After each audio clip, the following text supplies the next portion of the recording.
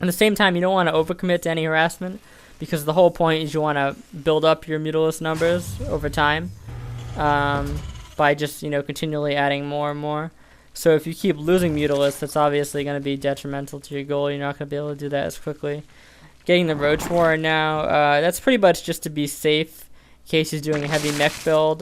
Generally, I like to get it actually as soon as I hit lair, but this game I opted to get the quick Baneling Nest because I thought there might be some bio play.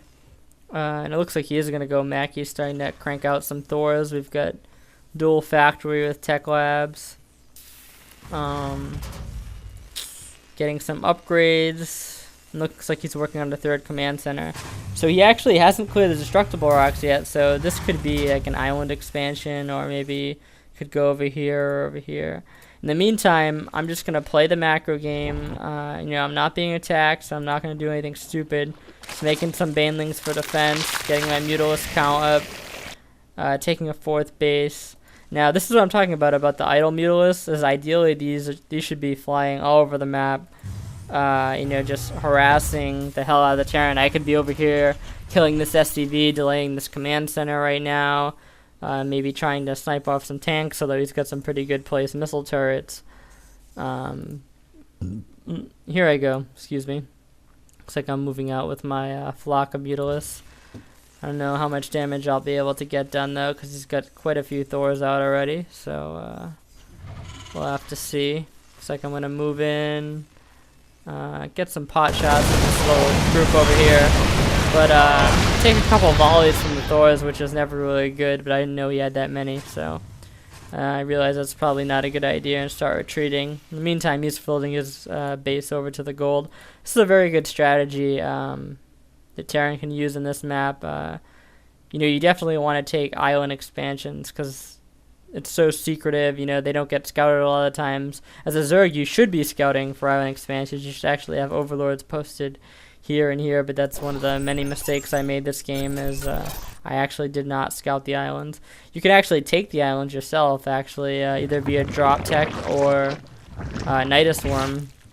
A lot of players like to use Nidus because it's really easy to reinforce islands, which is a good point. The only thing is, if your opponent hears a Nidus Worm go off and it's not in their base, then they've got to be thinking, okay, he's expanding to an island. So that kind of removes the secrecy part of it. But, you know, Nidus still a very good option to get the islands with. And right now, just making some roaches. I got the roach speed upgrade, got baneling speed. You know, just starting to prepare for what'll be like the inevitable battle, pretty much.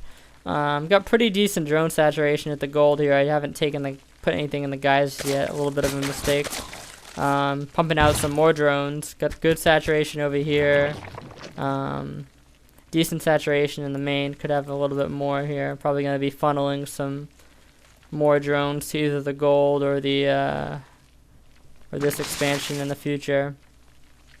As you can see, my gold is saturated, not oversaturated, and that's key because there's actually not as many mineral patches at the gold as other expansions, and because of that, you don't need as many workers over there, and also you're getting like double the minerals because these are high yield minerals, so you don't need quite as many minerals at a gold base as you would, you know, at a normal expansion. And the good thing about that is that it leaves you more room for your army supply, which is going to be huge in the late game, because in order to, you know, take out some of these 200 Terran armies, well, you're going to need a lot of army supply. So I kind of wasted a couple Mutalisks there, you know, flying in here. This Thor's got a couple pot shots off.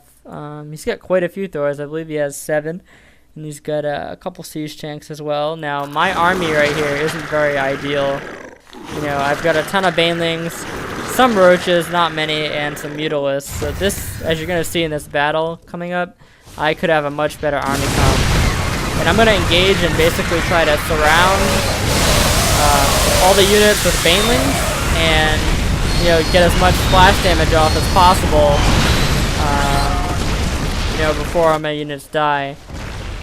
Now, the problem is that I didn't scout the Terran very well in this matchup, so I was like, okay, you know, I was expecting a lot of Marines. I had a ton of banelings out, but he actually went mech.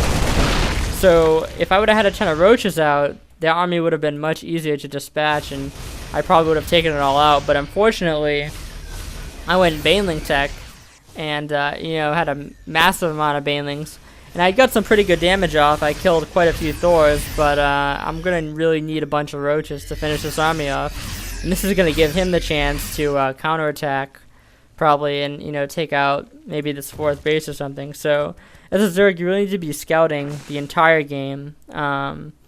You know, just seeing what type of tech your opponent is going. Looks like he's gonna move in here, taking out. Yeah, he's definitely gonna get this base. And at this point, I'm just gonna abandon it because I have a Great Aspire out, which I got around the time my 4th finished. So that's something you definitely want to think about when you're, you know, getting your 4th base, 3rd or 4th even.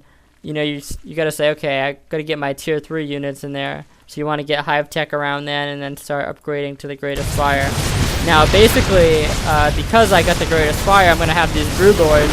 It's going to make it much easier to deal with this mech army than if I would have just ran my roaches in and tried to protect my 4th over here. So with the Broodlord support, I'm going to be able to clean this army up very easily. These Broodlords are just demolishing the Marines and Thors, and I'm going to have a really easy time killing this army. So, you know, patience is key when playing Zerg. If I would have just ran the roaches in over here, I would have lost my army. He would have probably still killed this base. I would have lost all my roaches. He wouldn't have lost too much. He would have came back over here and sniped out my Broodlords, but you know, because I waited and I had the synergy, the roaches tanking the damage, the Broodlords dealing the damage, I was able to easily kill that army. So now transferring pretty much all my drones from my main, probably to this expansion up here that I took in the meantime. And I've got the gold base pretty well saturated. Going to be taking out these medevacs pretty shortly with these corruptors. And in the meantime, Terran has taken the gold, and he's got the island, so he's actually not in bad shape right now. It's actually a really good thing that I had this base, because I'd be pretty behind if he took out my 4th and I didn't have a replacement for it.